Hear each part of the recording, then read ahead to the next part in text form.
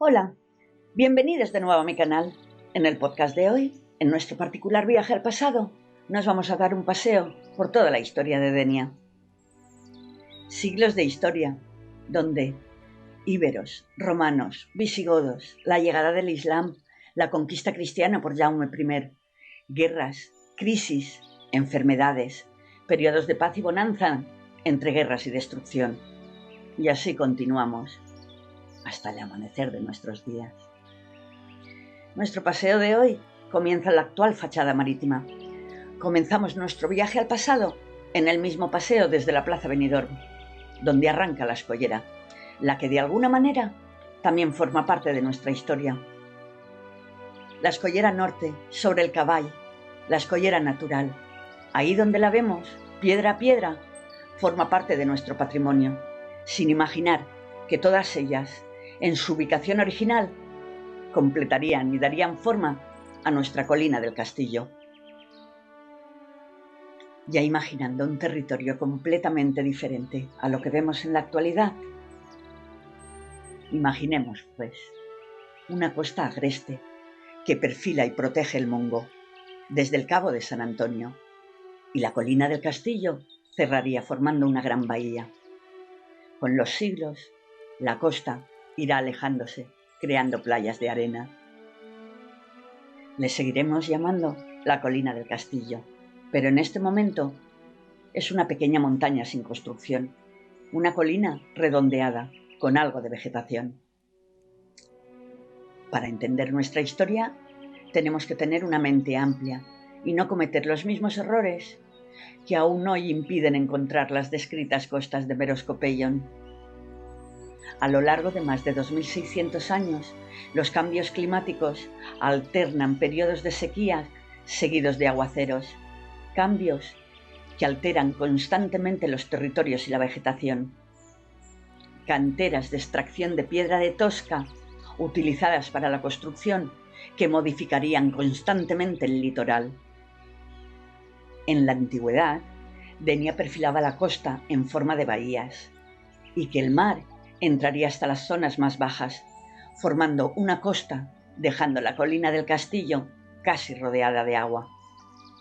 Así, con estos continuos cambios en el terreno y en el paisaje, es más que probable que los diversos historiadores, navegantes de la antigüedad, basándose en lo que unos habían visto, conocido y escrito en época de lluvias e inundaciones, no se correspondería tiempos o siglos después en otros momentos de sequía, donde irían apareciendo zonas de marjal, marismas, pantanos y una costa mucho más retirada.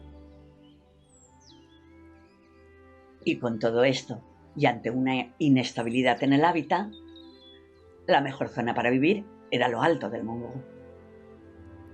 Montaña protectora, con recursos naturales, y desde donde se divisan lejanos territorios, y cercanos, como las Islas Pitiusas. Desde la cima se domina todo el territorio y ofrece protección y seguridad. Agrestes paisajes de acantilados, desde el Cabo de San Antonio a zonas boscosas y de densa vegetación en la parte más sombría junto a la cueva Santuario del Agua, acompañado de suaves pendientes que finalizan en la plana y llanos de Benimaquia. Y ahí se encuentran los primeros poblados, los primeros vecinos. Los poblados íberos del Alde Benimaquia, con la primera producción de vino de la península, allá por el siglo VI a.C. El Coll de Pous y el Pic del Águila atestiguan el urbanismo en altura con diferentes periodos de actividad. Lo podéis escuchar en el podcast 5, El amor y el vino en el Alde Benimaquia. Denia, su nacimiento y creación, estuvo y está vinculada y unida al mar.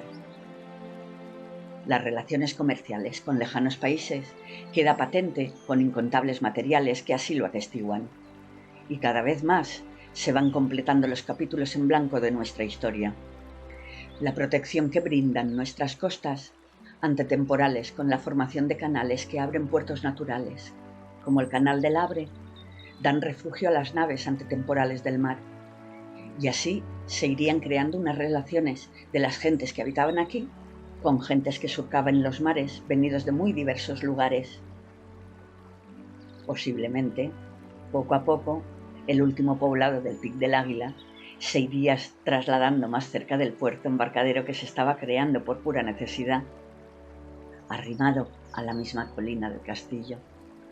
Los intercambios comerciales necesitaban de un lugar donde almacenar la mercadería hasta que fuera embarcada o distribuida. Y fueron instalándose y asentándose en la colina del castillo y alrededores firmes, hasta que definitivamente lo harán al llano, con la protección de la propia colina y al lado del mar. Limitados al sur por la laguna del Saladar y por el otro lado la desembocadura del Regacho, la ciudad iría creciendo.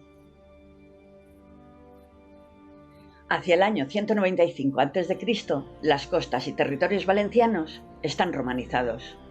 Uno de los principales instrumentos en la romanización es la cultura, y con ella la unificación de la lengua. El latín es la perfecta comunicación para todos los pueblos conquistados. Exabundantia cordis oslocultur. La romanización se producirá paulatinamente, con una riqueza de origen campesino.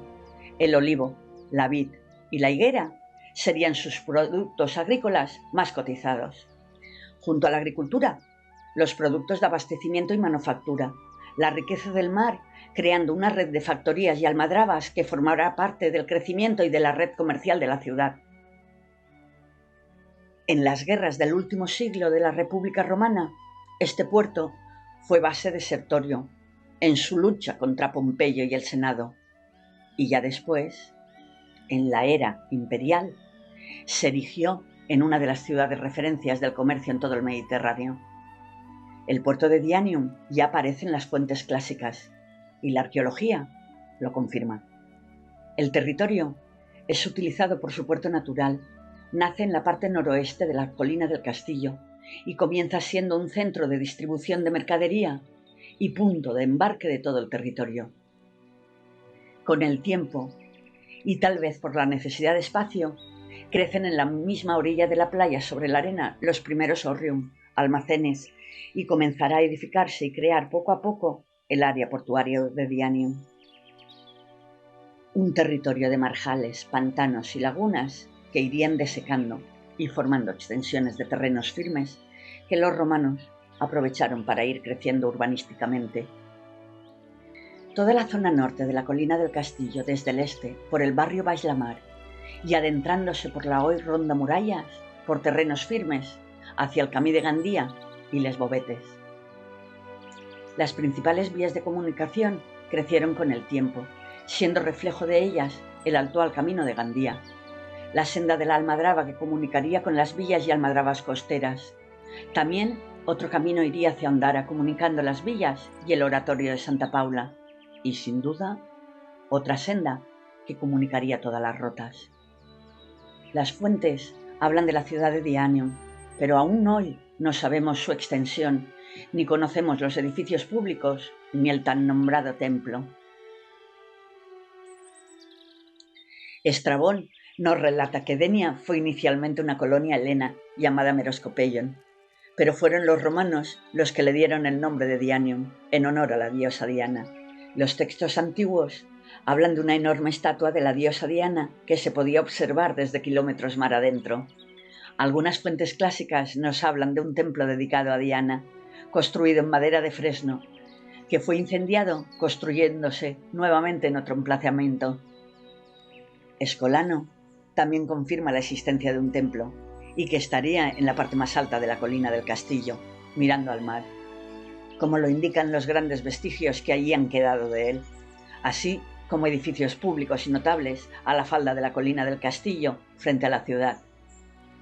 Pero eso nunca lo sabremos, ya que la falda de la colina es hoy nuestra escollera. Pero lo que sí que sabemos es que, en tiempos de Augusto, consigue el estatus de municipium e iría creciendo, y a su vez nacieron más villas a lo largo del territorio, y en los cruces de caminos. El monocultivo del viñedo estaba más que implantado y se inicia toda una actividad vital para producir, envasar y transportar. No solo el vino de Dianium ya era conocido y apreciado, sino los variados productos de todo el territorio que junto a las villas de la Almadraba y el Estañó, nuestros productos y manufacturas alimentarias acabarían por medio del comercio en lugares lejanos como Marsella, Roma o las costas de Túnez. Los fondos marinos de nuestras costas a día de hoy son los que nos ofrecen la información de los contactos y del intercambio comercial y social. Como si de una Atlántida se tratara, sumergido en el litoral, está esperando que las corrientes liberen de arena y sedimentos y descubran estructuras, pecios con preciadas cargas y tesoros que algún día sacarán a la luz las lagunas históricas. La ciudad de Dianium es una ciudad prácticamente por descubrir. Su extensión y sus edificios públicos no se han localizado, pero un gran volumen de material arqueológico constata la existencia de un fórum, domus, edificios portuarios y necrópolis, que nos da información de los ciudadanos de Dianium. La arqueología confirmó una secuencia estratigráfica desde el momento de la fundación de la ciudad, en la época de Augusto, hasta el siglo VI. Se descubrió que entre los siglos I y VI Dianium sufriría inundaciones y que modificarían la costa de nuevo, debido a todas las transgresiones marinas. Pero poco sabemos de la vida cotidiana de los habitantes de Dianium. Sí, trabajaban, eso sí, la producción y el comercio lo constatan, pero no se divertían. No sabemos nada del ocio. ¿Irían al teatro? ¿Habrían luchas? ¿Cómo eran sus calles? La vía principal, con sus edificios públicos, las termas, el Maceium o mercado, las tabernae o tabernas, el día a día de la sociedad romana. La mayor parte de la ciudad romana permanece en la oscuridad. Casi sabemos más de la Dianium por los materiales encontrados al azar, al trabajar campos, por los muchos expoliados, algunos estudiados y perdidos en el abismo, en rincones y almacenes de museos o instituciones. Inscripciones y pedestales reutilizados en construcciones y que han acabado en lugares muy dispares. La epigrafía nos habla de sus habitantes y las excavaciones llevadas a cabo confirman el foro, las necrópolis, los tipos de enterramiento y ritos funerarios. Y con las nuevas técnicas de investigación podríamos llegar a saber las causas de sus muertes, la dieta, las enfermedades que padecieron y al clima que estarían expuestos. Un gran conocimiento de la vida cotidiana que darían luz a las lucernas de la sociedad romana que permanecen a oscuras, ocultas, y que tuvieron la grandeza de dar el nombre de Dianium, nombre que dio luz en los mapas y en la cartografía.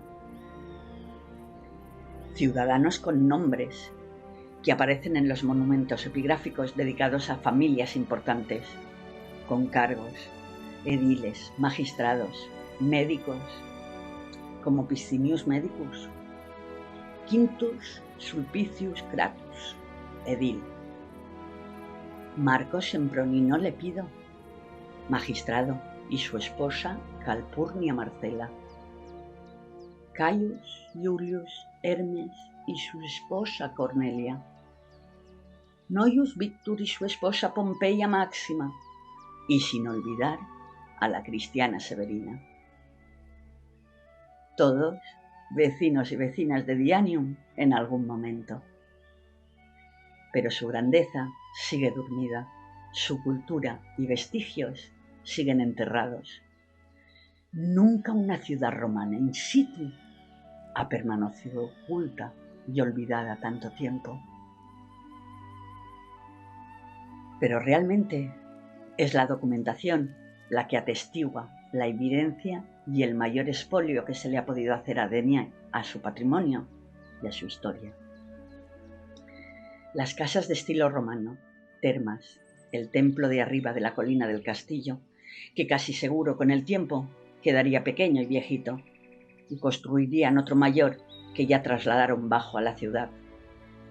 Escolano dice: descubrióse allí mismo en el Hort de Morán un suelo de aposento muy grande y de obra tan prima que la mayor piedra del suelo no era mayor que la uña del dedo pulgar, y que todo era de piedrecitas labradas de diferentes colores, blancas, negras, coloradas, azules, amarillas y verdes, y que embutidas en orden formaban follajes y muestras de admirable artificio, y aunque se descubrió, no se sacó, quedó en el mismo sitio enterrado.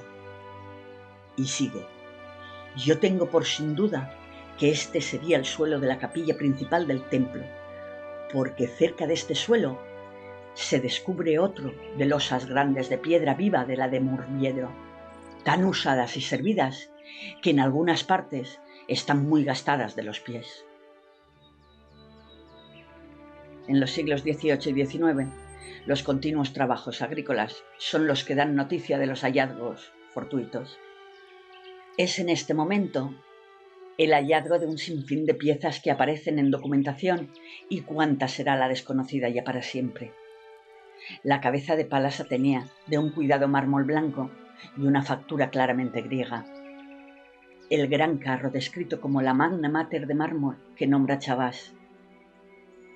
Esculturas de mármol de personajes con ropajes y togas. El Neptuno de bronce. La recuperada cabeza de Diana encontrada en el Pont Sec, con una preciosa y entrañable historia de herencia detrás. Y el Hércules de mármol, que casualmente encontré hace unos años a través de Gálica, la Biblioteca Nacional de Francia. Escolano ya cuenta que la gente desmantela y se llevan piedras, letreros y elementos del lugar como trofeos o reliquias. Dice: cogen todo lo que encuentran, refiriéndose al edificio viejo del templo del castillo. También cuenta Chabás que hacia 1873, cuando se empezó a remover el suelo para construir una balsa en la finca del señor Morán, comenzaron a aparecer estatuas, inscripciones, monedas y teselas de mosaicos, el sepulcro de Siberina, que probaban que bajo sus pies se encontraba el emplazamiento de la ciudad romana. Chabás da cuenta de los hallazgos, algunos los publica y dibuja. Justo allí, 110 años después, y ya con la arqueología, también apareció una gran base, un pedestal con 2 escalones, posiblemente un ara de sacrificio. El Hércules fue adquirido por un capitán francés de fragata, de los que venían a comerciar con la Pasa, y se lo llevó a Marsella, a un museo o colección privada. Hay un estudio con dibujos de la singular pieza. Hoy se encuentra en paradero desconocido. Y así un sinfín de esculturas y elementos arquitectónicos, columnas, capiteles, que terminan en palacios y colecciones privadas. El siglo XIX es un momento de enriquecimiento. La burguesía encuentra el gusto del coleccionismo por lo antiguo, y es en ese momento cuando parece que más se remueve la tierra. El cambio de la agricultura de la vid a la naranja obligaba a roturar los campos, y es en este momento donde se dan a conocer la mayoría de las piezas. La cabeza de Diana fue encontrada por don Tomás Mulet en sus terrenos, junto a la vivienda, en el Pont Sec, en 1848, y la conservó envuelta en un lienzo blanco y la guardó en el cajón de la cómoda de su dormitorio, y así, envuelta en ese lienzo blanco, 150 años después regresó a Denia. El propio Palau, en su Diana desenterrada, habla de grandes mosaicos, de teselas de colores que pavimentaban estancias y que permanecen tal vez ocultas, y con suerte en terrenos sin construir. Muchas de estas piezas fueron depositadas en diferentes museos, intentando preservarla. Otras se encuentran perdidas o en paradero desconocido. Y con todo esto, llegamos a los albores del siglo VI después de Cristo. El gran imperio romano se divide en 2 momentos de invasiones. Diana pudo sufrir algún episodio de invasión, saqueo, y posiblemente fuera incendiada, pero no totalmente destruida. En los siguientes siglos, el cristianismo estaría instaurado. El sepulcro de Severina y el bajo relieve de la Orante, hallado en Santa Paula, nos da cuenta de ello. La ciudad varía en su crecimiento. Diversos momentos de crecimiento y expansión demográficos, hay episodios de regresión marina e inundaciones y crisis. En consecuencia, disminución de la población. Así, con el tiempo, irán asentándose y moviéndose hacia el convento de San Antonio, donde posiblemente se encontraría la basílica visigoda, construida en el momento en que Denia fue sede episcopal dependiente de Toledo, hacia el año 683 después de Cristo. Bueno, pues con todo ello, en el siglo VII después de Cristo, Dianium sigue en el mapa. Y tras siglos de dominación romana, la herencia cultural es todavía latente en nuestros días, incluso en la gastronomía. Lo más importante dentro de la herencia cultural es el medio de comunicación de la lengua. El latín se convirtió en la lengua utilizada por los pueblos de Hispania, y de ahí derivan las lenguas que utilizamos, el castellano y el valenciano. Con el derecho romano se establecieron las primeras leyes y normas para crecer, convivir y establecer un orden en las ciudades y en el conjunto de pobladores. Los romanos crearon las principales vías de comunicación, calzadas y puentes para mejorar la vida de los ciudadanos y favorecer el comercio, artífices del desarrollo urbano. Fundaron numerosas ciudades desde las que gobernaban el territorio. Las dotaron de edificios públicos, templos, circos, anfiteatros, termas, así como acueductos y alcantarillas, un comercio con el vino y el aceite y productos derivados del pescado, en salazón, un intercambio constante de cerámica, vajillas, telas, objetos decorativos de muy diversos lugares del Mediterráneo, haciendo de Denia un lugar con un enclave estratégico, autosuficiente, de una belleza natural, cultural, salvaje y romántica, donde no solo invita a vivir, sino que hay una fuerza que te atrae y lo más peligroso, si te atrapa, ya no puedes escapar. Continuará. Si les ha gustado, no olviden dar me gusta, suscribirse a mi canal. Muchas gracias por seguirme. Hasta pronto.